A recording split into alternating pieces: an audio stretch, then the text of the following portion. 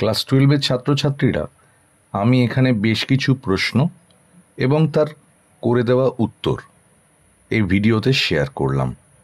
তোমরা এই ভিডিওটিকে প্লে পজ করে কোশ্চেনগুলো দেখে তার উত্তর করে দেওয়া আছে, ওইখান থেকে বাড়িতে বারবার করে প্র্যাকটিস করবে।